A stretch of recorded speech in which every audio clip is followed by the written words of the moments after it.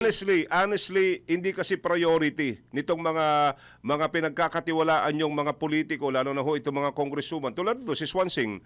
Oh, ewan ko, wala ba siyang puso sa mga matatanda? Kaya niyong gawan ng paraan 'yan.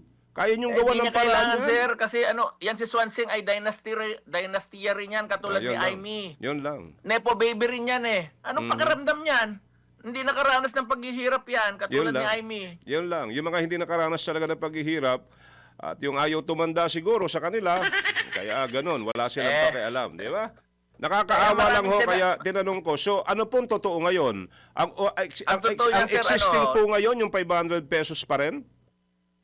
Ang proposal namin ay 1.5. Pero ang kaya raw lang ibigay ay 500. Umuo na kami, tinanggap na namin yun kung yun lang ang kaya para masimulan lang. Okay. Pero Diyos ko, 500 lang hindi pa rin maibigay. Mario. And for what reason?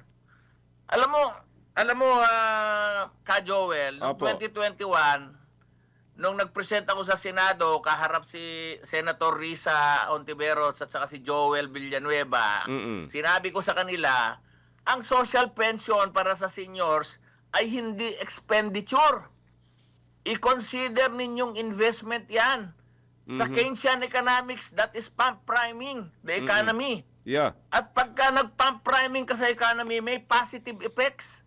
Kasi pag binigyan mo ng pera ang mga senior, iikot din yan sa ekonomiya ng Pilipinas. Correct. Unang-una, ipambibili namin yan ng gamot. Tama. Ng maintenance. Pangalawa, yung mga apo namin, bibigyan namin ng baon kung may konti kaming sobra. Pangatlo, yung mga iba sa amin na may kakayahan ng magnegosyo, pwede pang magnegosyo. Tama po. So pwede natin paikutin at payamanin ang ating ekonomiya kung i-consider nilang investment yan. Walang pinag-iba yan dun sa 4Ps, Ka Joel. Ang 4Ps ay pump priming. It is an investment. It is a social investment. At hinahamon ko sila. Gumawa tayo ng sensitivity analysis kung ano yung mga factors na nag-justify ng 4Ps. Yun din ang framework ng analysis natin para sa investment, para sa social pension ng mga seniors.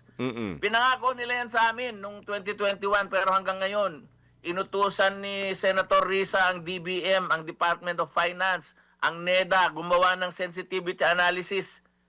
Hanggang ngayon, wala naman silang mailabas. Ay nako, mukhang maaantay na naman yung bago mag-2028 para sa ganun meron naman silang gagamitin, ano ha? Oo, na pangbola sa atin pong mga senior citizen. I hope hindi na ho sana. Ang problema kasi natin, alam mo, Ka Joel, ang problema natin, etong mga leader na mga senior sa mga local government levels, mga hindi makaangal yung mga yan. Kasi, alam mo kung bakit? Kasi ang mga nai-elect na mga leader na mga senior citizen sa mga barangay ay hindi naman mga tunay na leader na mga senior.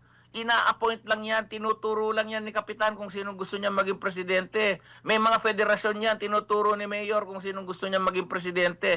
Sino aangal dyan? Sino makikipag-away dyan para sa karapatan ng mga seniors? Ang kaawa-awang mga seniors, umaasa. Ang sinasabi ko sa mga kapwa ko seniors, ang social pension ay isang karapatan. It is one of the rights of older persons. Correct. At ang karapatan ay ipinaglalaban kung hindi binibigay. Totoo Pero yan. paano lalaban ng mga senior citizens kung ang mga appointed leaders ay mga bata na mga politiko? Yun lang. Yun talaga ang masakit ng katotohanan dyan. Kaya sana po, nananawagan po tayo sa mga senior citizens, magtulong-tulong ho tayo. Kalampagin po natin ang Kongreso. Kalampagin po natin dahil hindi totoong walang pera ang gobyerno. Mayaman ang Pilipinas, may pera ang gobyerno. Ang pamahalaan po natin, nga lang, nakukurap na ibubulsa. Yung para sa inyo, di ba? Yung para sa inyo dapat, imbis na ibigay, wala po talaga. Alright? Kaya